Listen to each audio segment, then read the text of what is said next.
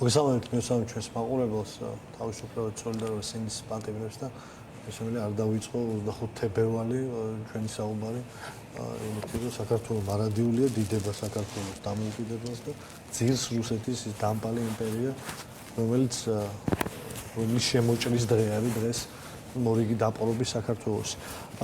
რაც თქვენ ახსენეთ, მან ყველაზე მნიშვნელოვანი ერთი რამ არის, რომ დღეს საქართველოს პრემიერ-მინისტრი და მთელი მათი შემადგენლობა მთავრობის ამხნევებენ ფაქტიურად რუსეთის სასარგებლოდ ომში მონაწილე ორ ორგანიზაციას. პოზიტივი და იმედი არის ორი ორგანიზაცია, რომელიც მონაწილეობას იღებს ბრიტანული სანქციების მიხედვით ომში რუსეთ-უკრაინისა რუსეთის სასარგებლოდ.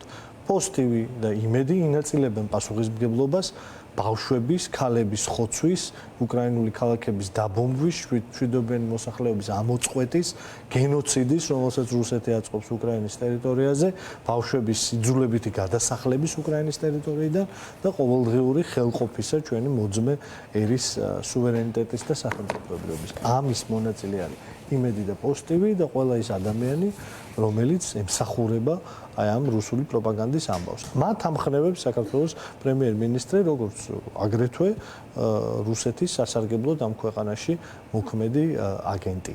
აქ არის საქმე, რაც არ უნდა გაამხნევოს და ვინც უნდა გაამხნევოს, პირველ რიგში მინდა ჩვენმა მოსახლეობამ და ჩვენ მოქალაქეებმა ეს გაითავისონ, რომ აქ არ არის უბრალოდ სანქცია, რიგითი სანქცია არ არის, ეს არის ეს ორი ორგანიზაცია არის რუსეთის სასარგებლოდ ომში მონაწილეობის მიმღები ორგანიზაცია. ისინი რუსული პროპაგანდის და რუსული სახელმწიფოს მესიჯს აჟღერებენ, დეზინფორმაციით არიან დაკავებული და ხელყოფენ ყოველდღიურად უკრაინის სუვერენიტეტს. ამ ადამიანების გამხნევება თუ რამით შეიძლება ჯანდაბამდე გზა გქონია პრემიერს და ამხნევს რამდენიც უნდა. რეალობა არის აბსოლუტურად სხვაგან. ყველა კომპანია, რომელიც უფრთხილდება თავის რეპუტაციას, ყველა კომპანია, რომელიც დღეს წარმოდის პირდაპირ არ არის მაგალითად Coca-Cola-სავით ან TBC, საქართველოს ბანკი ვთქვათ, დაკავშირებული დასავლურ ამერიკულ და ბრიტანულ ინვესტიციასთან, არამედ არის მაგალითად რომელიმე აი ასეთი ამერიკული ან ევროპული კომპანიის პროდუქციის ექსკლუზიური შემომტანი. ყველა ასეთ კომპანიას იგივე რა ვიცი, ავეჯი, საყოფაცხოვრებლო ტექნიკა, აპარატურა, რომელიც საჭიროა ეთერში გასვლისთვის, ყველა ეს კომპანია ორჯერ უნდა დაფიქრდეს, რომ მათზე არ გავრცელდეს მეორადი სანქციები. პრემიერ-მინისტრი იმის რა ქვია, ღარიბაშვილს რა გვარია ეს კაცკაცო.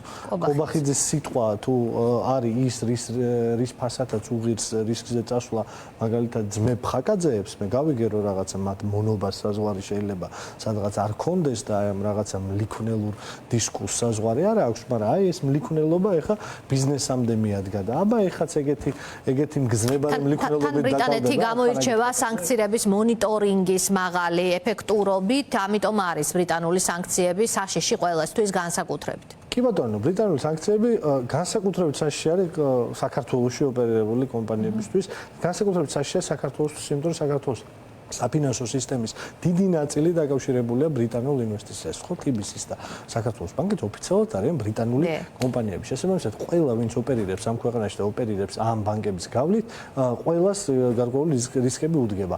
ყველა ტრანზაქცია, რომელიც უნდა განახორციელონ ევროში ან დოლარში, იქნება ძალიან რთული და ფაქტობრივად შეუძლებელი განსახორციელებლად. მე არ უყურებ იგივე ცოტა სკეპტიკურად უყურებ იმას, რომ ეს ორი ორგანიზაცია, გავუტონო სოფო დამეთანხმებით, რომ დიდი ხანია, ხო, ფაქტობრივად 4 წელია დაკავებულია ომში რუსეთის მხარეს ბრძოლით აი ამ რაღაცა ჰიბრიდულ ფრონტზე, ხო, საინფორმაციო პროპაგანდის ფრონტზე. შესაბამისად, ეს ხალხი რუსული სპეცსამსახურების მიერ ძალიან კარგად არიან მომზადებული ასეთი ვითარებებისთვის.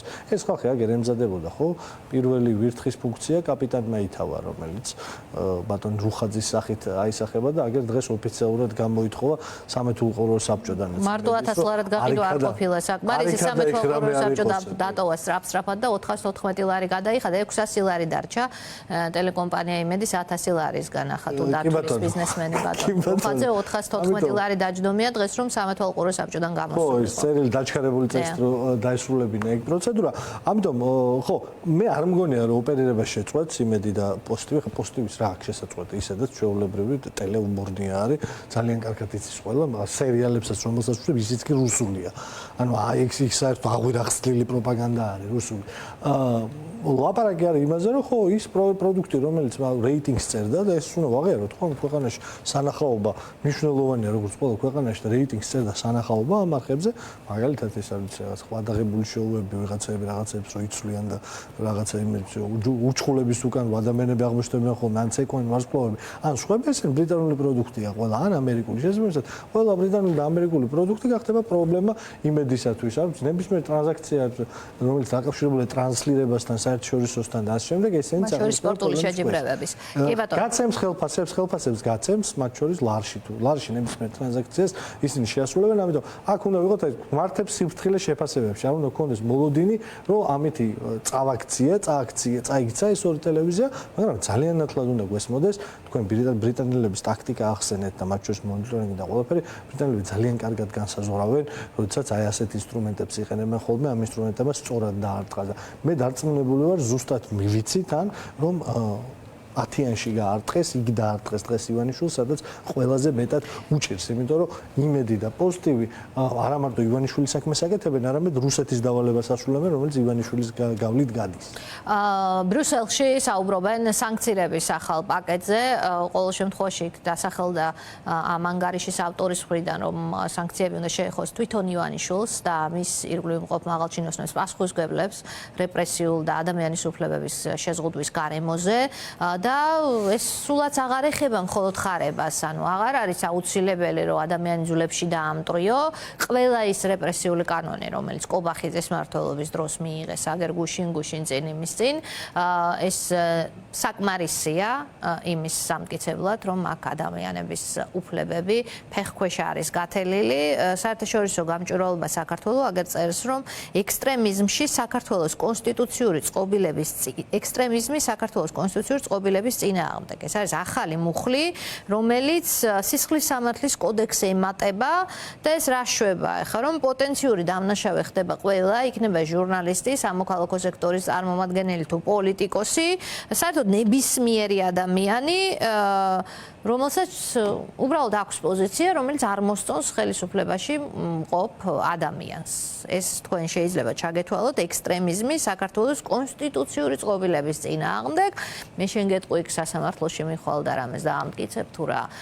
მოკლედ ამ ბერკეტსაც იტოვებს ხელში ივანიშვილი, მაგრამ ტემპერამენტის და სიტყვათა წყობის გადამკიდე შეიძლება ციხე არ ამცდება. თქვენ ერთ-ერთი პოტენციური კანდიდატი, როგორც ყველას თაზო, მაგრამ ამდენი რეპრესიული კანონი, ხო, აი ყველაფრის ფურცელზე დაწერეს, რომ მათ შეუძლიათ დაიჭირონ ყველაფრისთვის. ხო, ვიცი რომ არ არის, მაგრამ იქ ხეირიან და უხეირო დიქტატურებს ყოფენ ასე და ივანიშვილის დიქტატურა უხეირო აღმოჩნდაო, იმიტომ რომ წინააღმდეგობა მან ვერ მოკლა მიუხედავად ასეთი რეპრესიული კანონებისა. დიქტატურა სჭირდება რაღაცა ატრიბუტები, რომელიც მას აძლევს გარკვეულ იმას, რა ქვია, რიდს აჩენს საზოგადოებაში, ხო, შიშსა და რიდს აჩენს საზოგადოებაში და ასეთი ხვედრია, როგორც დღეშიც ახლა ივანიშვილია, ვასალური დიქტატორული რეჟიმების, ეს ხო არის დიქტატორული რეჟიმი.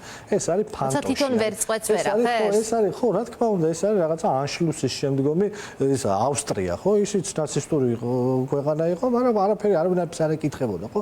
ეს არის იაფფასიანი პროვინციული დიქტატურა, ვასალიზებული, რომელსაც არავინაირს არ ეკითხება, უბრალოდ პატრონის მოდელზე გადააწყობს ქვეყანას და პატრონით მოდელით მართავს და მართლა ხუთი წამია დარჩენილი ესე მარტივ ხატოვნად რო თქვა იქამდე რომ ესა რა ქვია ხა ივანიშვილის ეს რაღაცა საცოდაობა სულს რო ეძახიან ჩაანაცვლოს პირდაპირ იმან FSB-მ და აქ ფილიალი გახსნას და იმან მართავს მათ შორის ძალიან ესეთი სიმბოლური ამბავია რომ ხა მკითხულობდი 25 თებერვლის ამბებს და ერთ-ერთი პირველი გადაწყვეტილება რომელიც რევკომმა მიიღო როდესაც თბილისი აიღეს 25 თებერვალს ეს იყო ჩეკას ფილიალის დაფუძნება ჩეკა გახსნეს ანუ კგბ-ს წინამორბედი ჩირზუჩაინი კომიტეტი პირველი დეკრეტი რომელიც გამოსცა ფილიპე მახარაძის და ორჯონიკიძის მთავრობამ იყო ჩეკას ანუ აი პოლიტიკური პოლიციის დაფუძნება და არა ვართ აქედან შორს რომ ისევე ამ რეჟიმში გადავიდეთ ეს არის ვასალური დიქტატურული რეჟიმი ბრიუსელიდან სანქციების გარდა მოსკოვის მექანიზმმა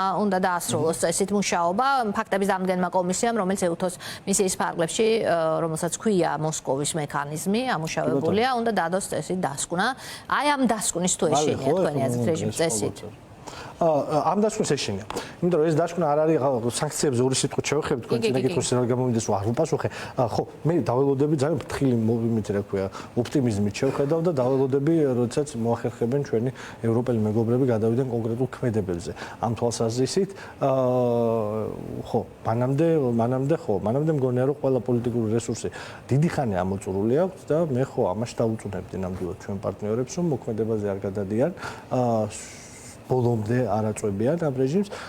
ხო, არ გადამაქ ჩვენ ბევრი საქმე გვაქვს გასაკეთებელი ადგილობრივ პოლიტიკურ სპექტრს და ქართულ საზოგადოებას, მაგრამ ხო, ჩვენმა კოლეგებმა დიდი ხანი უკვე იციან, რომ ივანიშვილთან არც ერთი პოლიტიკური ნაბიჯი, რეზოლუცია, განცხადება და მომავალი შეგონებები აღარ მუშაობს, ამიტომ ფრთხილი ოპტიმიზმით შევხედოთ ამ პროცესს. რაც შეეხება მოსკოვის მექანიზმს, ეს ცოტა უფრო მძიმე ამბავი აქვს, ალბათონსოფო, ხო?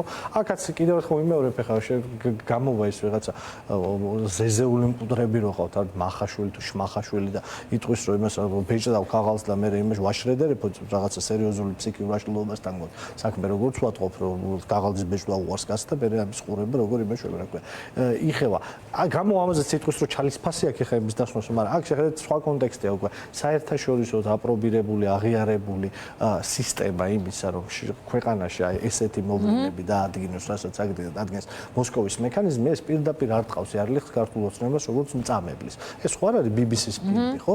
იქ არის სერიოზული ხალხი, ხა ხელმძღვანელის ბიოგრაფია წავიკითხე, ვინც ხელმძღვანელობს ახლა ამ კომისიას, ეს სერიოზული ხალხი არის, რუანდის გენოციდიდან დაწყებული, დედამიწაზე ამბავი არ ყოფილა, აი ეს ხალხი, ვინც ახლა თბილისში ჩამოსული, რო არ შესწავს, ამ ხალხს ვერ მოატყვევ. ამ ხალხის დასკვნაზე ვერ იტყვი, რომ ეს არის, რა ქვია, deep state-ია. ამ ხალხის დასკვნაზე ვერ იტყვი, რომ ეს უბრალოდ რაღაცა BBC-ა გადაცემა, ტელეგამოძიება. ეს არის ძალიან კონკრეტული, ძალიან მძიმე კლიმო, ასე ვთქვათ. კი ბატონო, ამის პარალელურად აგერ ევროსაბჭოშიც როგორც ჩანს იზრდება საკითხი სავარაუდო მოწამვლის თემის გამოძიების გააქტიურებასთან დაკავშირებით. ეს უკვე ძალიან მძიმე ფაზა არის, როდესაც პროვინციული თუ არაპროვინციული, დიქტატორული თუ ტირანული, მაგრამ როდესაც რეჟიმს უკვე ეს იარლიღი ერთმანეთს, რომ ეს არის მწამებელი.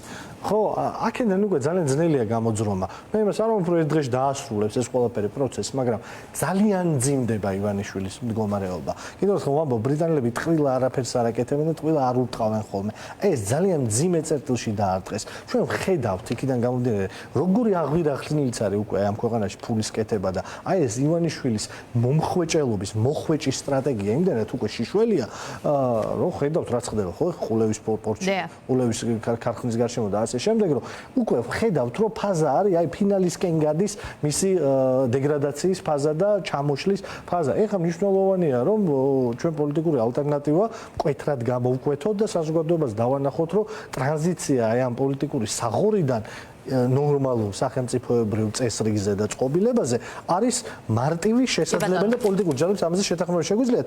ჩვენ ამაზე ვლაპარაკობთ კონცეფტი, ეხლა ვისა მომიგდო რომ მაგალითად ვერის სასაფლაოზე კიდე რაღაცა სროლა იყო ორმხრივი ორ რაღაც დაჯგუფებას შორის და აი აქ ძალიან მალე მივალთ, სადაც ეს უჩვეულებრივი ვართ ფაქტობრივად.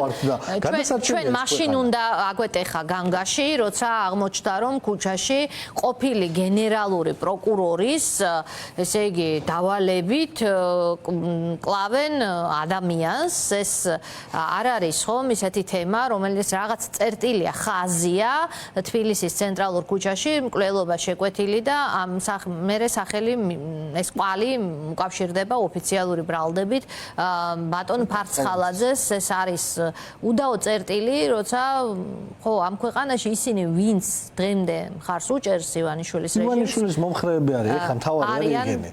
საზოგადოების დიდი ნაწილი ამ ყველაფერს მიხვდა. ივანიშვილის მომხრეები, აქ არის საჭირო ერთიანი ეროვნული წნეხი, ეგრეთ წოდებული, ხო?